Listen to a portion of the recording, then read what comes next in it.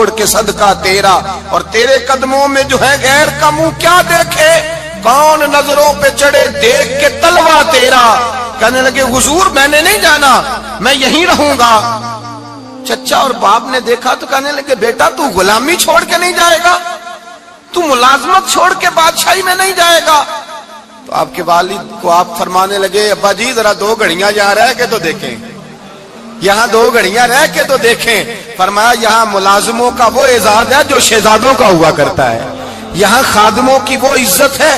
اور پتہ پھر ان کو مقام کیا ملا، یہ واحد شہابیاں جن کا نام اللہ نے قرآن پاک میں بیان فرمایا ہے، نام اللہ نے قرآن مجید میں بیان فرمایا۔ حضور کا اپنے غلاموں کے ساتھ جو تعلق تھا، اپنے ملازموں کے ساتھ جو رشتہ تھا، بڑا آدمی آتا ہے نا، بڑا آدمی تو لوگوں کی سانس سوکھ جاتے ہیں، اٹھ کے ملتے ہیں، بڑا کچھ کرتے ہیں۔ مزدور آتا ہے تو لوگ اوے کہہ کے پکارتے ہیں، ان کو خبر ہی نہیں کہ اس شخص کا اعزاز کتنا ہے۔ حضرت انس بن مالک رضی اللہ تعالیٰ عنہ فرماتے ہیں میں چھوٹا سا تھا، میری اماں مجھے حضور کے گھر چھوڑ گئی، میں نے 10 سال نوکری کی نبی پاک کی۔ کتنے سال بولیے؟ 12ویں دن لوگ کہتے ہیں بس بھائی ختم ہو گیا، اب فرینکنس ہو گئی ہے، اب جو مرضی تیرے ساتھ کریں گے۔ 10 سال نوکری کی میں نے، لیکن جناب انس فرماتے ہیں نبی پاک نے کبھی مجھے اف تک بھی نہیں کہا تھا، اف تک بھی نہیں کہا تھا، اف تک بھی۔ حضور نے بھیجا جاؤ فلاں آدمی کو بلا کر کے لاؤ۔ حضرت انس بن مالک رضی اللہ تعالیٰ عنہ فرماتے ہیں میں بلانے گیا، بچہ تھا چھوٹا سا، رستے میں بچے کھیل رہے تھے تو میں ان کے ساتھ کھیلنے لگا، محو ہو گیا، مجھے پتہ ہی نہ چلا وقت کا۔ حضور نے جب مجھے بھیجا تو فرمایا جلدی جانا اور جلدی آنا، اب مجھے خبر ہی نہیں، بڑی دیر ہو گئی۔ حضور وہاں انتظار کر کر کے خود تشریف لائے، کہتے جب نبی پاک آئے تو میں بچوں کے ساتھ کھیل رہا تھا، حضور نے جب مجھے کھیلتے ہوئے دیکھا، میری اچانک نظر پڑی تو میرے ہوش اڑ گئے۔ حضور نے تو کہا تھا جلدی آنا، اور میں یہاں کھیلنے لگا، یہاں اتنا الجھا کہ مجھے خیال نہیں رہا کس کام آیا ہوں۔ حضرت انس فرماتے ہیں میں ڈرنے لگا، جیسے جیسے حضور قریب آتے میری ٹانگیں کانپتی۔ فرماتے ہیں جب نبی پاک قریب آئے تو قربان جاؤں معصوم آمنہ کے، فرماتے ہیں حضور نے میری گردن پہ تھپکی دی اور حضور نے ہنس کے فرمایا او بھائی لگتا ہے تو کھیل میں گم ہوا ہے تو تجھے یاد ہی نہیں رہا میں نے کس کام بھیجا تھا، تجھے یاد ہی نہیں رہا۔ کہا یا رسول اللہ صلی اللہ علیہ وسلم میں بھول گیا تھا، میں ابھی جاتا ہوں۔ کیا انداز ہے، کیا شفقت ہے، کیا رنگ ہے۔ حضور میں ابھی گیا اور ابھی آیا۔ نبی پاک نے فرمایا نہیں یار تو کھیل میں خود ہی چلا جاتا ہے، تو کھیل یہاں میں خود جاتا۔ یہ اعزاز، یہ فضیلت، یہ درجہ کس نے ذروں کو اٹھایا اور صحرا کر دیا، یہ کس نے قطروں کو ملایا اور دریا کر دیا، یہ کس کی حکمت نے یتیموں کو کیا در یتیم اور غلاموں کو دنیا بھر کا مولا کر دیا، یہ کس نے اتنا۔ میرے بھائی مزدور کو حضور نے اعزاز دیا، نبی پاک اپنے ہاتھ سے کام کرنے والے کے ساتھ اس نے سلوک کرتے، محبت کرتے، پیار کرتے۔ ایک بوڑھی اماں تھی جو مسجد میں جھاڑو دینے کی مزدوری کرتی تھی۔ کیا کام کرتی تھی؟ دعا کریں اللہ ہم سب کو مسجد کی صفائی کی توفیق عطا فرمائے۔ بوڑھی اماں تھی، مسجد کی صفائی کرتی تھی، نوکری کرتی تھی، بیمار ہو گئی، بخاری شریف میں موجود ہے۔ اللہ کے محبوب صلی اللہ علیہ وسلم روز تیمارداری کرنے جاتے۔ ایک وقت ایسا آیا کہ دن میں 2 مرتبہ حضور تیمارداری کرنے جاتے۔ ایک شام نبی پاک نے فرمایا اس کا انتقال ہو جائے تو مجھے اطلاع کرنا۔ صحابہ کہتے ہیں رات کے وقت ان کا انتقال ہوا، ٹھنڈ کا موسم تھا، ہم نے حضور کو تکلیف دینا مناسب نہ سمجھا، ہم نے دفن کر دیا۔ سویرے اللہ کے حبیب نے پوچھا تم نے مجھے اطلاع کیوں نہیں دی؟ حضور سردی بڑی تھی۔ کون جاتا ہے مزدوروں کے جنازوں میں؟ کون جاتا ہے مزدوروں کے جنازے میں؟ یہاں تو اب جنازے بھی سیاسی ہو گئے ہیں، اب تو کوئی بہت بڑا امیر آدمی فوت ہو جائے تو وہاں رش ہوتا ہے، وہاں رش ہوتا ہے، غریبوں کا تو جنازہ بھی کوئی نہیں پڑتا۔ حضرت جناب سیدنا ابو ہریرہ رضی اللہ تعالیٰ عنہ فرماتے ہیں حضور نے فرمایا مجھے اطلاع کیوں نہیں دی؟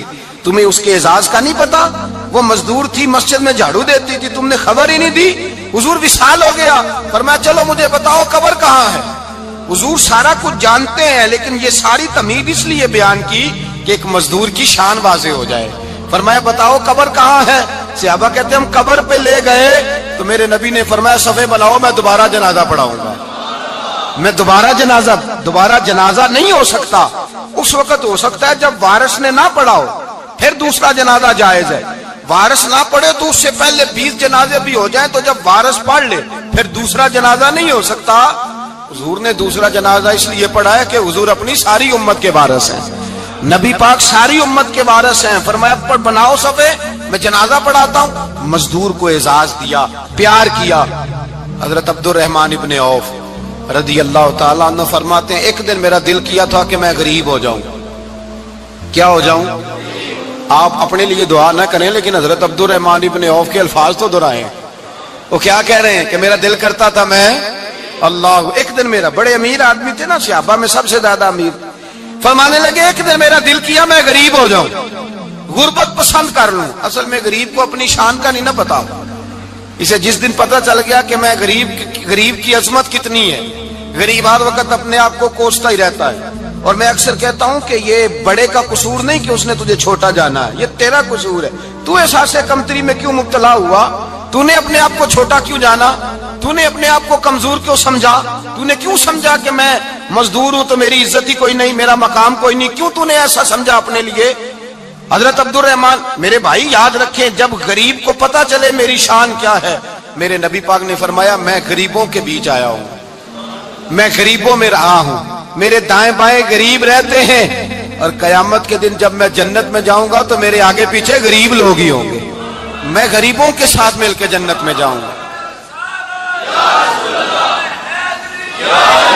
حضرت عبد الرحمن ابن عوف کہتے ہیں ایک دن میرا بھی دل کیا تھا. یہ سب سے امیر تھے صحابہ میں، اور حضور نے فرمایا تو پکا جنتی ہے پر سب سے آخر میں جنت میں جائے گا، اس لیے کہ جتنا مال ہے اتنا حساب بھی تو دینا ہے نا، پکے.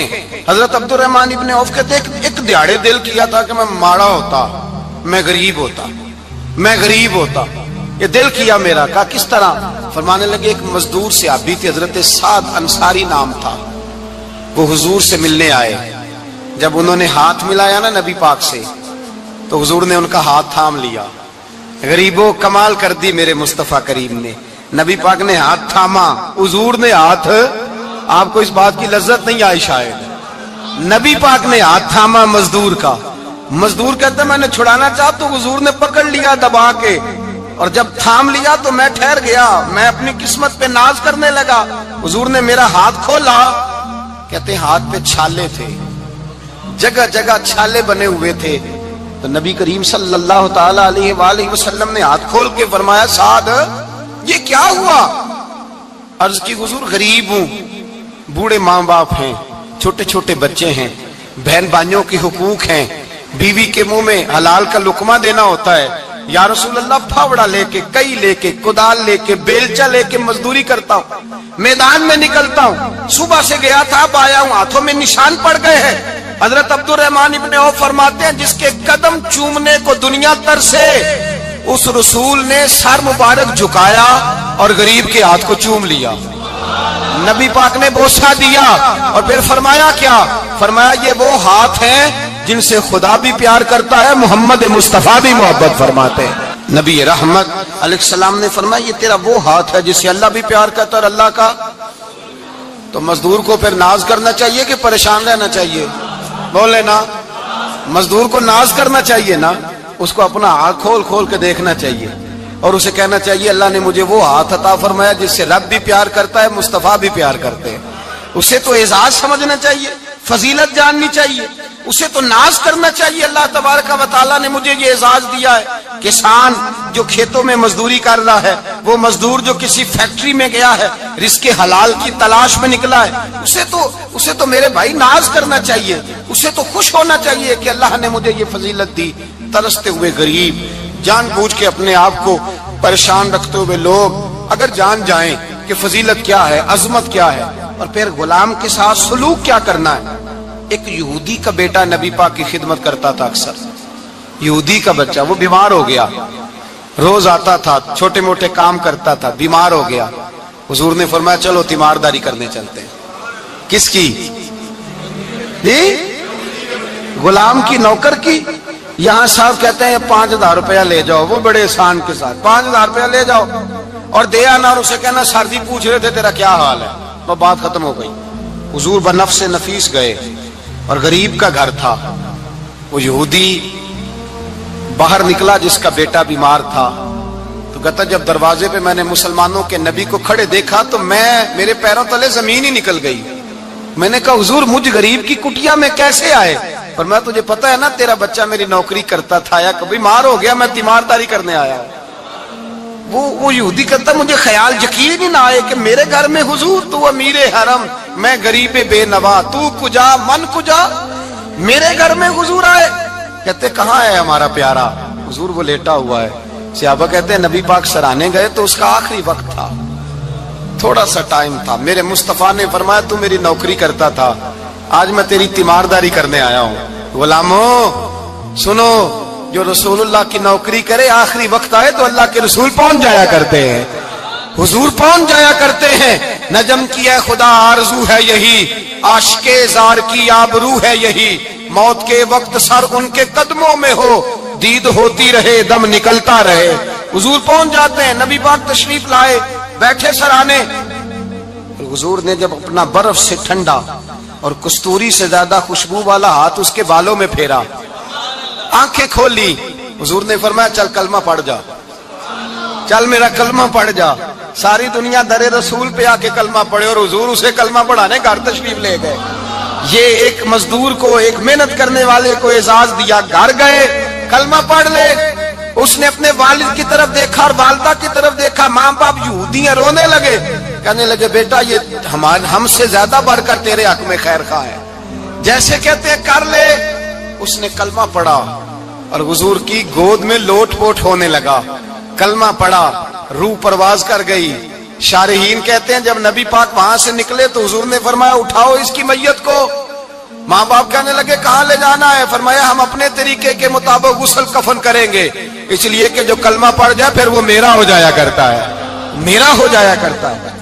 بھائی یاد رکھیں، مزدور کو حضرت ربیعہ بن کعب فرماتے ہیں میں حضور کو وضو کراتا تھا، رات کا وضو میری ذمہ داری تھی، صرف ایک وضو رات کا۔ ہمارے ہاں تو 25 سال مزدور مزدوری کر کے چلا جاتا ہے، پر وہ مزدور ہی رہتا ہے، وہ مزدور ہے، اس کا کوئی اعزاز نہیں، کوئی اس کے لیے وہ کہتے ہیں اب بابا جی آپ کو کھانسی زیادہ آتی ہے اپنے بیٹے کو لگا دیں، کسی اور کی ڈیوٹی لگا دیں، اب آپ کام نہیں کر سکتے۔ 25 سال نوکری کی، ملا کیا؟ حضرت ربیعہ کہتے ہیں میں وضو کراتا تھا رات کا، میرے نبی پاک نے فرمایا شادی کیوں نہیں کرتا؟ تو میں نے کہا یا رسول اللہ نہ میرے پاس حسن ہے، نہ پیسے ہیں، نہ کوئی کاروبار ہے، مجھے کون رشتہ دے گا؟ میرا روپ بھی نہیں تے میرا رنگ بھی نہیں، میں نے یار مناؤن دا ٹانگ بھی نہیں، کون مجھے رشتہ دے گا؟ کہتے ہیں حضور خاموش ہو گئے۔ دوسرا دن آیا تو میں وضو کرانے پہنچا تو نبی پاک نے فرمایا شادی کیوں نہیں کرتا؟ کہتے ہیں میں نے کہا حضور کون رشتہ دے گا؟ وہی 3 باتیں دہرائیں، نہ پیسے ہیں، نہ حسن ہے، نہ کوئی کاروبار ہے، نہ مکان ہے۔ فرمایا حضور نے تیسرے دن پھر کہا، جب دوسرا دن ہوا نا تو حضور نے کہا، حضور خاموش ہوئے میرے جواب پر۔ میں نے کہا یار کتنا بیوقوف ہوں، حضور روز پوچھتے ہیں اور میں جواب ہی نہیں دیتا۔ کہتے ہیں تیسرے دن میں نے ارادہ کیا آج نبی پاک پوچھیں گے تو میں کہوں گا حضور جیسے دل کرتا ویسے ہی کرا دیں۔ کہتے ہیں تیسرے دن میں گیا، سارا وضو کرا لیا پر نبی پاک نے پوچھا ہی نہیں۔ میں ارادہ کر کے گیا تھا کہ آج پوچھیں گے تو بتا دوں گا، حضور نے پوچھا ہی نہیں۔ فرماتے ہیں وضو مکمل ہو گیا، میں دروازے تک چلا گیا تو مصطفیٰ نے آواز دی، فرمایا واپس پلٹنا۔ میں پلٹا تو حضور نے فرمایا تو شادی کیوں نہیں کرتا؟ کہتے ہیں میں کھل کے مسکرایا، میں نے کہا محبوب تیرے کرم پہ قربان جاؤں، کیا انداز محبت ہے، حضور مہربانی کریں کرا دیں۔ فرمایا فلاں سردار کے پاس جا، ایک وضو کراتے ہیں اور اعزاز حضور نے کتنا دیا، جا سردار کے پاس اور اسے جا کے کہہ کہ اللہ کے رسول فرماتے اپنی بیٹی کا نکاح تیرے ساتھ کر دے۔ فرماتے میں گیا، ماں باپ کو بڑی فکر ہوتی ہے بیٹیوں کی، وہ کہنے لگا میں شام کو خود نبی پاک کی بارگاہ میں آؤں گا۔ کہتے میں باہر نکلنے لگا تو وہ بچی پردے کی اوٹ سے بولی، کہنے لگی غلام ٹھہر جا، ابا جی آپ کو میری فکر ہے، اماں جی میری فکر ہے، میری فکر نہ کریں اور یہ نہ دیکھیں آیا کون ہے، یہ دیکھیں بھیجا کس نے ہے۔ آپ مجھے حوالے کریں نبی پاک کے، حضور کے حوالے کریں، اللہ رسول مجھے کبھی ضائع نہیں کریں گے۔ حضرت ربیعہ کہتے ہیں حضور نے میری شادی کا بندوبست کیا۔ حضرت بریدہ اسلمی سے کہا کہ تو اس کے لیے کھجور کی گٹھلی کے برابر سونا لا۔ حضرت حارثہ بن نعمان سے کہا تو اس کے لیے ایک کمرے کا حجرے کا بندوبست کر۔ حضرت عثمان غنی سے کہا تو نے ولیمہ کرانا اس کا۔ فرمایا میں تو تھوڑی نوکری کرتا تھا، مصطفیٰ نے ساری زندگی کا ہی بندوبست فرما دیا۔ یہ مزدور کے ساتھ حضور کا انداز ہے۔ پہلے میں نے شروع میں کہا کہ مزدور اس بات کو سمجھتا ہی نہیں کہ اس کا مقام کتنا، وہ اس بات کو جانتا ہی نہیں اللہ نے اسے اعزاز کتنا دیا ہے۔ ملت کا جوان سب سے پہلے تو کبھی کسی کی جیب کی طرف نہ دیکھے، اور یہ بات یاد رکھ لیں، درجنوں بزرگوں کے ارشادات کی روشنی میں ایک موٹی بات بیان کر رہا ہوں، توجہ ہے میری بات پر؟ جس کی توجہ دوسروں کی جیب پہ ہوتی ہے وہ رسوا ہو جاتا ہے۔ کاہل لوگ جو زندگی میں صرف ہاتھ پھیلانے کے عادی ہوتے ہیں، ان کے دامن میں سوائے رسوائی کے کچھ نہیں آتا، ان کے حصے میں سوائے بدنامی کے کچھ نہیں آتا، اور جو اپنے بازو کی قوت کے زور پر، اقبال کہتے ہیں اپنی دنیا آپ پیدا کر اگر زندوں میں ہے، سر آدم ہے ضمیر کن فکاں ہے زندگی، اپنے لیے خود جینا سیکھیں، ملت کے لیے کچھ کرنا سیکھیں۔ معاشرے کے اندر اس سے ادھار پکڑ کے اس کو دے دیا تو اس سے پکڑ کے اس کو دے دیا، 2 دن اس کے پاس چلے گئے لینے تو 4 دن اس کے پاس چلے گئے، کبھی کو دوست باہر سے آ گیا تو اس کے پیچھے بھاگنے لگے، چاپلوسی کرنے لگے، 2-4 جوڑوں کی خاطر، ایک موبائل کی خاطر، چھوڑیں اس دھندے سے باہر آئیں۔ میں نے کہا ایک پیشہ برا ہے، ایک پیشہ، اور وہ ہے ہاتھ پھیلانا، باقی کوئی پیشہ برا نہیں۔ 18 گھنٹے مزدوری کرو، نکلو باہر، نکلو میدان میں آؤ، جدوجہد کرو، مزدوری کرو جب تیرا ہاتھ مزدوری تک جائے، اور یاد رکھو رزق حلال کھانا ہے اور رزق حلال ہی کھلانا ہے، یہ وقار ہے، رزق حلال مومن کا وقار ہے۔ جو لوگ لقمہ حرام کھاتے ہیں وہ اپنا وجود کھو بیٹھتے ہیں، روحانی طاقتیں کھو بیٹھتے ہیں۔ میرے اعلیٰ حضرت رحمت اللہ علیہ فرماتے ہیں جس کا نماز میں دل نہ لگے، جس کا مسجد جانے کو دل نہ کرے، جس کا عبادت پہ توجہ نہ ہو، جس کا دین کی طرف رغبت نہ ہو، اسے غور کرنا چاہیے کہ اس کا کئی رزق میں لقمہ حرام تو شامل نہیں ہو گیا۔ فرمایا جب لقمہ حرام شامل ہوتا ہے تو اللہ تبارک و تعالی معرفت کا نور چھین لیتا ہے، پھر انسان کی زبان سے تاثیر چلی جاتی ہے، پھر اس سے سجدوں کی جو کیفیت ہوتی ہے وہ روٹ جاتی ہے، درود و سلام کے ذائقے نصیب نہیں ہوتے۔ میرے مصطفیٰ کریم صلی اللہ علیہ وسلم گزر رہے تھے، ایک آدمی دعا مانگ رہا تھا، یا رب یا رب یا رب یا رب کہہ رہا تھا، نبی پاک نے فرمایا یہ قیامت تک بھی دعا مانگے تو اس کی قبول نہیں ہوگی۔ صحابہ نے کہا حضور آپ تو رحمت للعالمین ہیں اور آپ فرما رہے ہیں اس کی دعا قبول نہیں ہوگی۔ نبی پاک نے فرمایا اس لیے قبول نہیں ہوگی کہ جو کپڑے پہنے ہیں وہ بھی حرام پیسوں کے ہیں، اور جو اس نے کھایا ہے وہ بھی حرام پیسوں کا ہے، اور جو پیا ہے وہ بھی حرام پیسوں کا ہے، کیسے اس کی التجا اس کی بارگاہ میں قبول ہوگی؟ جب یہ لباس سے لے کر خوراک تک اور خوراک سے لے کر مشروب تک ہر چیز ناجائز پیسے، تو معرفت کا حسن کیسے پیدا ہوگا؟ فجر میں آنکھ کیسے کھلے گی؟ قرآن پاک کی طرف دل کیسے جائے؟ جب تیرے اندر رزق حلال جاتا ہے۔ حضرت بایزید بستامی فرماتے ہیں تو محنت کر کے حلال کی روٹی کھا، وہ تیرے وجود کے اندر جا کے نور بن جائے گی، اور ایسا نور بنے گی کہ وہ روٹی تجھے صبح خود جگا کے بیدار کرا کے اللہ کی بارگاہ میں جھکا دے گی۔ رزق حلال کھائیں، محنت کریں، جدوجہد کریں۔ حاتم طائی بہت بڑا سخی تھا، کسی شخص نے ایک دن حاتم طائی سے پوچھا کہ تو نے کبھی اپنے سے بھی بڑا سخی دیکھا ہے؟ کہنے لگا ہاں میں نے اپنے شہر کا ایک بابا دیکھا تو مجھ سے بھی زیادہ سخی ہے، مجھ سے بھی زیادہ سخی، مجھ سے بھی زیادہ تھا، تجھ سے زیادہ؟ کہنے لگے میں نے سارے شہر کی دعوت پکائی، چھوٹے بڑے امیر غریب سارے آئے، دعوت پکائی سارے شہر کی، سب لوگ آئے، ہر آدمی کو میں نے بلایا، علماء کو، ادیبوں کو، شاعروں کو، تاجروں کو، صنعتکاروں کو، سب کو دعوت دی۔ میں نے سوچا کہ ذرا دیکھوں تو صحیح پلٹ کے کوئی رہ تو نہیں گیا جو آیا نہ ہو۔ چہرے پہ میں نے نقاب ڈالا اور میں باہر نکلا، ایک ضعیف بزرگ لکڑ آ رہا، جنگل میں لکڑیاں کاٹ رہا ہے۔ میں اس کے پاس گیا تو میں نے کہا بابا تجھے نہیں پتا آج حاتم طائی کی دعوت ہے، تو نہیں گیا؟ کہنے لگا بیٹا مجھے خبر آئی تھی، اطلاع ملی تھی پر میں نہیں گیا۔ تو کیوں نہیں گیا؟ کہنے لگے مجھے ہاتھ کی کمائی کر کے کھانے کا چسکا لگ گیا ہے، مزہ لگ گیا ہے ہاتھ کی کمائی کھانے کا، اب مجھے دوسرے کے دسترخوان پر ذائقہ نصیب۔ ہمارے معاشرے کا تو المیہ ہے، لوگوں کو لذت ہی دوسرے کے دسترخوان پہ آتی، مفت کی روٹی کا ذائقہ نصیب ہوتا ہے، مجھے اپنے ہاتھ کی کمائی کا ذائقہ لگ گیا ہے، اب میں وہاں نہیں جاتا۔ کہتے ہیں میں پلٹنے لگا تو بابے نے بلایا، کہنے لگا ادھر آ یار۔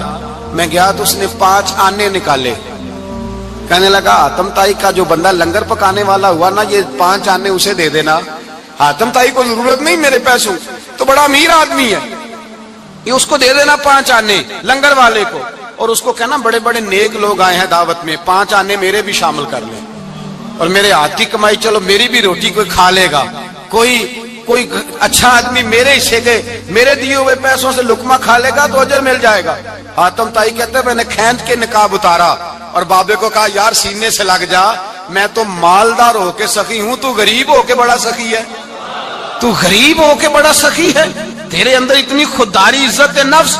میرے بھائی جس کا ہاتھ پھیلا ہوا ہے اس کا سمٹے گا نہیں، جس کا ہاتھ پھیلا ہوا ہے اس کا سمٹے گا نہیں۔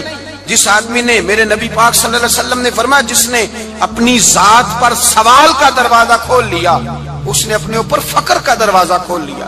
سوال کا مجھے دے دو، مجھے دو کہ اسلام ایک پیشے کو ناپسند کرتا ہے اور وہ ہے مانگنے کا پیشہ، ہاتھ پھیلانے کا پیشہ، سوال کرنے کا پیشہ، اس کو ناپسند کیا ہے۔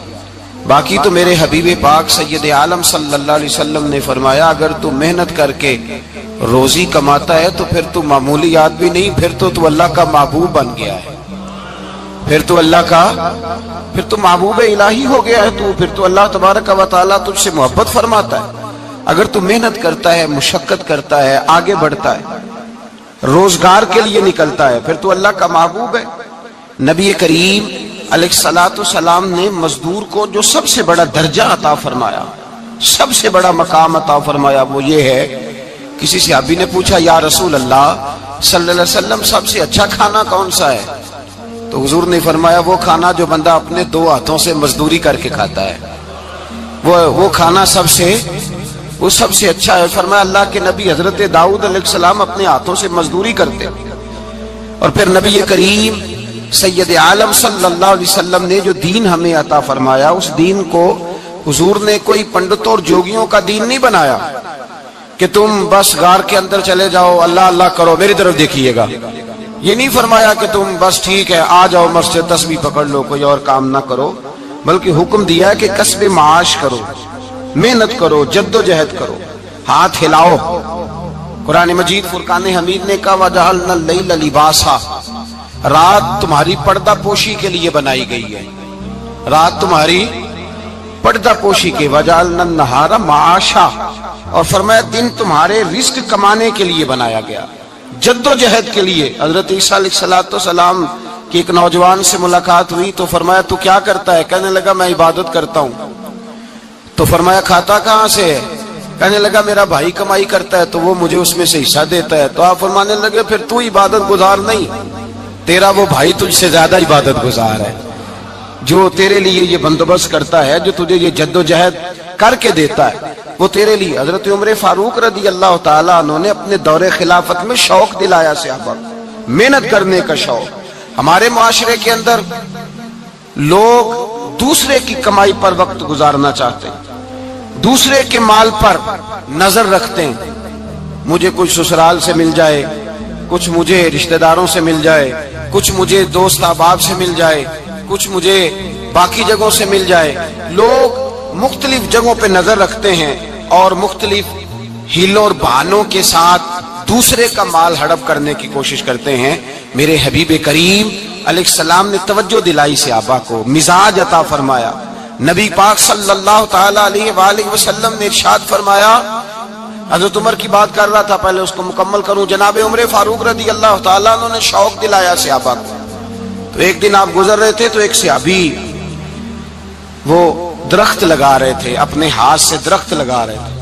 تو حضرت عمر فاروق رضی اللہ تعالیٰ عنہ نے دیکھا تو دیکھ کر فرمانے لگے تجھے مبارک ہو، تجھے، فرمایا اللہ تبارک و تعالیٰ تیری عزت بھی بڑھا دے گا اور تیری محتاجی بھی دور فرما دے گا، اس لیے کہ تو محنت کر رہا ہے، تو جد و جہد کر رہا ہے، تو اپنے ہاتھ سے کوشش کر رہا ہے، اللہ تبارک و تعالیٰ تیرا رزق بھی بڑھا دے گا اور اللہ تیری عزت میں بھی اضافہ کرے گا۔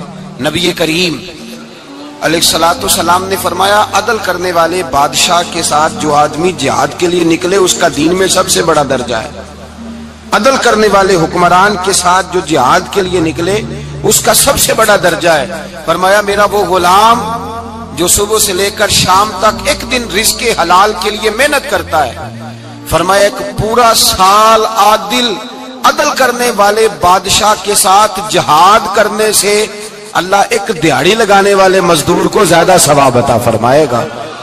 اللہ اسے زیادہ اجر دے گا، اس لیے کہ وہ جدوجہد کر رہا ہے، وہ کوشش کر رہا ہے، میدان عمل میں نکلا ہوا ہے۔ مزدور کو ایک تو کاہلی بڑی ہے، ہر چوتھا نوجوان جس کو ہم دیکھتے ہیں اس کو پوچھتے ہیں تو کیا کرتا ہے، کہتا کاغذ جمع کرائے باہر جانے کے لیے، تو سالوں بیت گئے، بس وہ نہ کاغذ نکلے نہ صاحب باہر گئے۔ بھائی کوئی کام کر لیں تو کہتے ہیں میرے ابا جی کو 2-4 کروڑ روپیہ دے دیں گے تو کچھ کر لیں گے، اگر نہ دیا تو پھر دیکھیں گے دائیں بائیں۔ اور اس ظلم نے، اس زیادتی نے گناہ کے دروازے کھولے ہیں، لالچ کے دروازے کھولے ہیں، قتل کے دروازے کھولے ہیں۔ اس گناہ نے رشتے ناتے توڑ ڈالے، لوگ کسی کی ذات سے تو پیار کر ہی نہیں رہے، جیب سے محبت ہو رہی ہے۔ لوگ دیکھتے ہیں کہ کون سا ایسا طریقہ اختیار کروں کہ بغیر کمائی کے میرے ہاتھ پیسے آئیں۔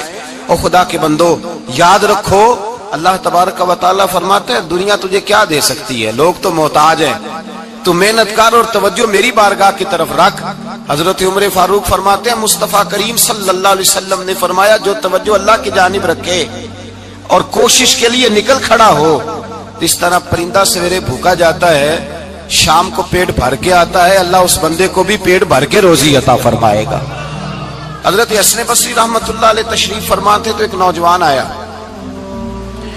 اس نوجوان نے کہا حضرت آج کے بعد میں نے فکر نہیں کرنی کام کاج کی، میں نے نہیں کوئی بھی توجہ کرنی کمانا کیسے ہے کھانا کیسے ہے، میری فکریں دور ہو گئیں۔ فرمایا کیا ہوا؟ کہنے لگا میں آج جنگل میں مزدوری ڈھونڈنے گیا تھا تو میں نے ایک عجیب انداز دیکھا ہے، ایک شیر نے شکار کیا، اس نے کچھ خود کھایا، کچھ اس نے بانٹا، کچھ تھوڑا سا شکار لے کے وہ گیا۔ پہاڑ کی چوٹی پر ایک لومڑی بیٹھی تھی، وہ لومڑی دونوں ٹانگوں سے معذور بھی تھی، آنکھوں سے اندھی بھی تھی۔ اس شیر نے جا کے اس کے منہ کے اندر وہ شکار ڈالا ہے اور لومڑی نے کھایا ہے۔ کہنے لگا جو رب اندھی اور لنگڑی لومڑی کو پہاڑ پر رزق دے سکتا ہے مجھے بھی دے دے گا، میں نے کوئی کام نہیں کرنا۔ تو حضرت حسن بصری رحمت اللہ علیہ فرمانے لگے کتنی چیزیں دیکھی تو نے، ایک شیر اور ایک لومڑی۔ فرمانے لگے تو نے لومڑی بننے کا پروگرام بنایا، شیر بننے کا کیوں نہیں بنایا؟ تو شیر بننا، خود بھی کھا دوسروں کو بھی کھلا، تو نے لومڑی بننے کا پروگرام بنایا ہے۔ مزدوروں گویا حضرت حسن بصری فرما رہے ہیں کہ مزدور لومڑی نہیں ہوتا، مزدور تو شیر ہوتا ہے، مزدور تو یہ تو شیر ہوتا ہے، شیر۔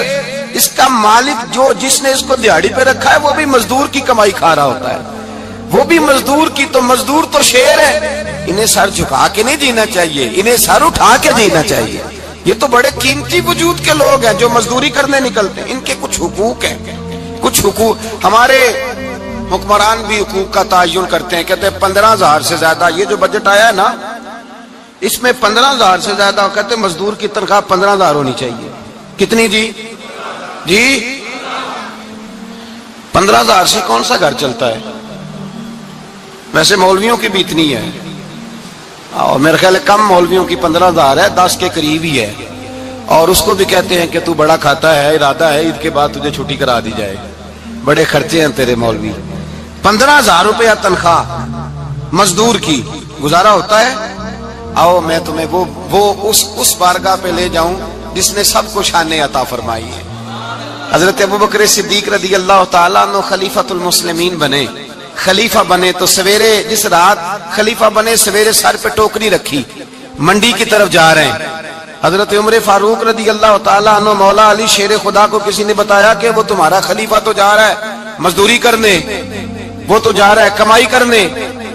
حضرت علی شیر خدا مولا کائنات جناب فاروق اعظم دونوں نے رستے میں روکا کہ ابوبکر کہاں جا رہے ہو؟ فرمانے لگے کام کرنے جا رہا ہوں، مزدوری کروں گا، منڈی میں جاؤں گا، تجارت کرتا تھا اس کو جاری رکھوں گا، بچوں کا پیٹ بھی تو پالنا ہے۔